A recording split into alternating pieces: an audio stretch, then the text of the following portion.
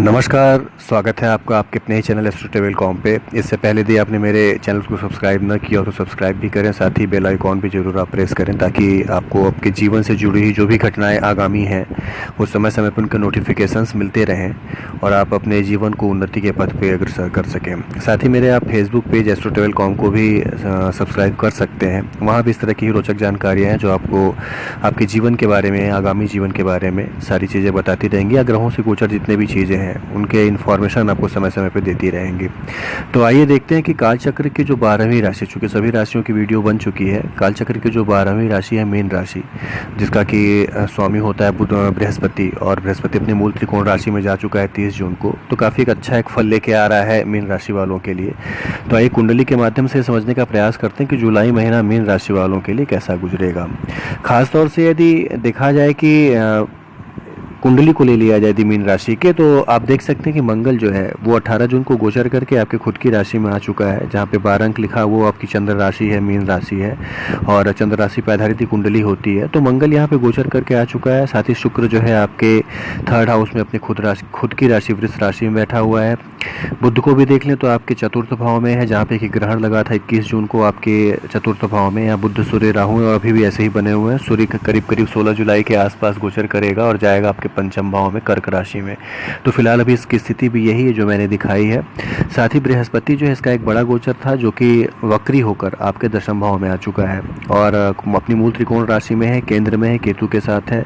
तो फल बड़े अच्छे लेके आ रहा है। और शनि जो है वो भी आपको काफ़ी अच्छे फल दे रहा है, और शनि लगातार अब आने वाले करीब 2.5 सालों तक ऐसे ही रहने वाला है, यानी करीब 2022 जनवरी तक ऐसे ही रहने वाला है। 11 मई को इसका गोचर हुआ था एक तरह से कह सकते हैं, और अभी फिलहाल करीब 2022 जनवरी तक ये ऐसे ही रहेगा। तो ये फल बड़े अच्छे आपको देने जा रहा है, कह सकते हैं। शनि और बृहस्पति 4-4, 5-5 ग्रह जो हैं उच्च के, यानी शनि को देख ले अपनी खुद राशि में है, बृहस्पति अपनी मूल त्रिकोण राशि में है, बुध अपनी खुद की राशि में है, शुक्र को देख ले अपनी खुद की राशि में है, मंगल जो है मित्र राशि में है। तो जुलाई का महीना खास तौर से आपके लिए काफ़ी अच्छा बना हुआ है, कह सकते हैं। हर कार्यों में सफलता मिलना, खास तौर से आप यदि शनि को देख लें, शनि जो है लाभ बड़े अच्छे कराएगा आपको, और शनि लगातार काफ़ी 2 सालों तक करीब आप कह सकते हैं रहने वाला है। तो लाभ बड़े अच्छे आपके कराएगा। अच्छे कर्मों से पैसा कमाइए, ये चीज़ें ज़्यादा ज़रूरी होती हैं शनि के साथ, ताकि आपका पैसा बचा रहे। शनि जब भी लाभ भाव से रिलेटेड होता है तो कमाने के बड़े ढेर सारे संसाधन देता है। तो कमाएंगे आप पैसा, लेकिन थोड़े उसके कमाने के संसाधन जो है वो अच्छे रखिएगा, बस ये कहना है, ताकि पैसा जो है आपका चलता रहे, आपके साथ बचा रहे, आपके पास अंत में खत्म ना हो जाए। क्योंकि शनि की आदत है, ये न्यायाधीश कहा जाता है शनि को। तो शनि के साथ जैसा आप करेंगे वैसे ही फल वो भी देगा, कर्म के हिसाब से ही फल देता है आपको। तो यदि आपने कर्म बुरे करके पैसे कमाए तो लास्ट में आते आते आपके जीवन के पैसा कुछ बच नहीं पाएगा आपके पास। तो व्यवस्था ऐसी बनाइए कि शनि की चीज़ें जो हैं आपको मिले और पैसा आपका बचा रहे, कर्म अच्छे करके कमाइए। बृहस्पति को ले लें तो बृहस्पति आपके 10th भाव में है, 10th भाव में कह सकते हैं। यहाँ पे केतु के साथ है, केतु भी बृहस्पति को और मजबूत करता है। केतु जो है कह सकते हैं ध्वजा माना जाता है बृहस्पति की, तो निश्चित रूप से बड़े अच्छे फल देगा। और बृहस्पति जब मूल त्रिकोण राशि में बैठा हो और 10th हाउस में बैठा हो तो निश्चित रूप से बड़े अधिकारियों से संबंध बनना, नए लोगों से संबंध बनना, और आपके कर्म में एक तेजी आ जाना, और साथ ही उच्च अधिकारियों से सहयोग लेके काम करा लेना अपना, ये सारी चीज़ें बृहस्पति देता है। और करीब 20 नवंबर तक इसी भाव में रहने वाला है। तो ये चीज़ें आपके साथ 20 नवंबर तक होती रहेंगी, आपको अच्छे फल मिलते रहेंगे। दृष्टियाँ उसकी देख लें तो आपके सुखेश पे 7वीं दृष्टि उसकी है। ये एक बड़ा ही अच्छा है कि आपके सुख को बढ़ाएगा बृहस्पति, यानी आपके माता से संबंध कह सकते हैं, भूमि भवन वाहन का सुख, आपके घर में रहने का सुख, ये सारी चीज़ें बृहस्पति यहाँ पे देगा आपको करीब 20 नवंबर तक। साथ ही हम यदि बृहस्पति के 5वीं दृष्टि की बात करें तो 5वीं दृष्टि जो है आपके द्वितीय भाव पे पड़ रही है, जो कि धन का भाव है। तो 10th में और द्वितीय भाव में जब भी संबंध होता है तो आपके कर्म से अचल संपत्तियों में वृद्धि होती है। 2nd हाउस जो कि अचल संपत्तियों का होता है, तो आपके कर्म ऐसे बनते हैं कि अचल संपत्तियों में वृद्धि होती है, पारिवारिक जीवन आपका सुखी होता है। वाणी जो है आपकी उसमें काफ़ी ज़्यादा एक कहते हैं ओज आ जाता है, जिससे आप जो बोलेंगे वो सामने वाला उस चीज़ पर ध्यान देगा, कह सकते हैं, या आपकी बात सुनी जाएगी। बृहस्पति यहाँ पर ये देगा आपको 5th भाव पे, 5th दृष्टि डाल के आपकी 2nd हाउस पे। साथ ही बृहस्पति की जो 9वीं दृष्टि है वो आपके 6ठे भाव पे, यानी आयु का, आरोग्य का, ये भी सुख आपको अच्छा देगा, रोग से बचाएगा आपको, शत्रुओं से आपको बचाएगा। तो बृहस्पति जो है ये लगातार आपके लिए एक अच्छा गोचर लेके आ गया। जुलाई का आप पूरा 20 नवंबर तक जो है बृहस्पति इसी भाव में रहेगा, तो ये सारी चीज़ें आपको लगातार वो देता रहेगा, तो इसका पूरा लाभ उठाना चाहिए। साथ ही बुध भी उसके सामने बैठा हो, बुध अपनी राशि में है, बृहस्पति अपनी राशि में। हालांकि सूर्य जो है बुध और राहु को थोड़ा कमज़ोर किए हुए है, लेकिन 16 जुलाई के बाद से आपको इसका भी पूरा फल मिलने लगेगा। यानी बुध जो है अपनी मिथुन राशि राशि में पूरे जुलाई भर रहने वाला है राहु के साथ। तो राहु के दोषों को बुध जरूर दूर कर देता है। तो निश्चित रूप से आपके पास कमाने के संसाधन नए जुड़ने वाले हैं और आपके सुख में वृद्धि होने वाली है। क्योंकि मूल त्रिकोण में का बृहस्पति और सामने बुध जो है अपनी खुद की राशि में खुद एक अलग से राजयोग बना देता है और पूरे जुलाई भर ये ऐसे ही रहने वाला है। तो जुलाई के महीने में कुछ ना कुछ नए प्रोजेक्ट जरूर आपको मिलने वाले हैं कह सकते हैं, या कुछ ना कुछ आपको ऐसी चीज़ें मिलने वाली जिसमें आपके सुख में वृद्धि हो। सूर्य जो है 16 जुलाई के बाद जब अपने ट्रांजिट कर लेगा यानी 5th हाउस में चला आएगा, तो वहाँ पे उसको सुविधाएं जो है वो आपको और दिन मिलने लगेंगी बुध और राहु की। तो इसका पूरा आपको लाभ उठाना चाहिए। साथ ही शुक्र को यदि हम देखें तो शुक्र जो है आपके 3rd हाउस में है और खुद अपनी राशि में है कह सकते हैं। वृष राशि में शुक्र जो होता है खुद अपनी ही राशि में होता है। तो यहाँ पे आपके पराक्रम को बढ़ाना और साथ ही छोटे भाई बहनों से संबंध आपके अच्छे बनाना और आपके जो पराक्रम है उसमें एक अलग तरह की चीज़ें दिखाना, यानी बहुत ज़्यादा पोलाइट होकर भी अपने कार्यों को आप इजीली करवा लेंगे। ये सारी चीज़ें शुक्र यहाँ पे देगा।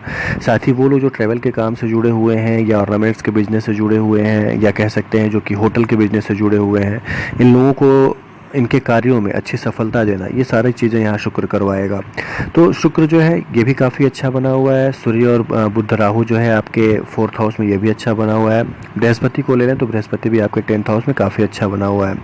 शनि जो है वो आपके लाभ भाव में बैठ के खुद की राशि में लाभ आपके बढ़ा रहा है। तो पैसे रुपए की और आपके प्रेस्टीज की या आपके यश में इसमें कहीं से कोई कमी नहीं होने जा रही। ये सारी चीज़ें आपको ईजिली मिलेंगी। कर्म सिर्फ आपको करना है। चूँकि शनि की आप एक दृष्टि देख रहे हैं, तीसरी आपके लग्न पे भी पड़ रही है।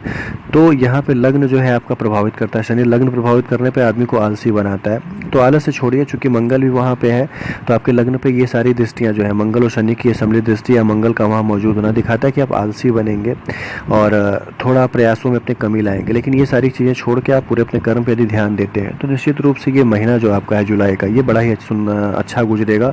चीज़ें आपको बड़ी अच्छी मिलेंगी, बहुत ही शानदार मिलेंगी।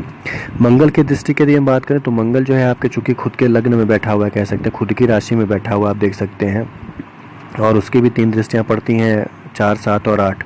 तो चौथी आपके सुख भाव पे पड़ रही है और ग्रहण भी इसी भाव में लगा था, मंगल के ही नक्षत्र में लगा था कह सकते हैं। तो मंगल की आराधना, इसलिए मैं बार बार कहता हूँ कि शनि मंगल के दृष्टि संबंध जब भी बनते हैं, मंगल की आप 8वीं दृष्टि देखेंगे आपके 8वें भाव पे है, तो ये दिखाता है कि मंगल जो है कहीं ना कहीं से एक्सीडेंटल एक कुंडली बना रहा है। शनि की 10वीं दृष्टि देखे और मंगल की 8वीं दृष्टि आपके 8वें भाव पे है, तो कहीं ना कहीं से एक एक्सीडेंटल चीज योग बनाता है ये मंगल। हालांकि शनि के जुड़ने के बाद आयु बढ़ जाती है। शनि जब भी अष्टम भाव से रिलेटेड हो, लाभ भाव में बैठ के 10वीं दृष्टि से अष्टम भाव को देख रहा है, तो आयु आपकी निश्चित रूप से बढ़ेगी, इसमें कोई दो राय नहीं है। लेकिन चोट चपेट लगने के खतरे, हड्डियों में फ्रैक्चर होने के खतरे, ये सारी चीज़ें मंगल बढ़ा देता है और ख़ास तौर से 16 अगस्त तक की सारी चीज़ें वो देगा। साथ ही आप देख सकते हैं कि मंगल की जो 7वीं दृष्टि आपके 7वें भाव पे है और ये दाम्पत्य जीवन का भाव है, आपके कर्म का भाव है, आपके व्यापार का भाव कह सकते हैं। तो कर्म का भाव तो बृहस्पति अच्छे बनाया हुआ है, लेकिन व्यापार के भाव पे मंगल की दृष्टि होना और दाम्पत्य जीवन के भाव पे मंगल की दृष्टि होना दिखाता है कि एक बाड़ी से कुछ ना कुछ नुकसान आपको जरूर होगा। या तो दाम्पत्य जीवन में आपके कलहपूर्ण चीज़ें होंगी, उत्पन्न हो जाएंगी, या तो आप जहाँ कार्य करते हैं वहाँ पे किसी से वाद विवाद होने की संभावना बढ़ा देता है मंगल। तो ये सारी चीज़ें आपको सोच के करनी है। आपको लाभ कमाना है तो अपने आप को पोलाइट रखना है। साथ ही पूजा पाठ जरूर करते रहना है ताकि मंगल के जो दुष्प्रभाव हैं वो आपको ज़्यादा ना मिले। चूँकि मंगल शनि के दृष्टि संबंध होने पर उस भाव का नाश जरूर होता है। तो आपको हनुमान जी की आराधना जरूर करनी है। शनि और मंगल दोनों के दोष दूर हों, इसके लिए हनुमान जी की आराधना जरूर करिए आप। और कुछ ग्रह नक्षत्र ही ऐसे बने हुए हैं कि शनि मंगल कहीं ना कहीं से एक दूसरे से रिलेटेड होते आ रहे हैं सभी राशियों के लिए।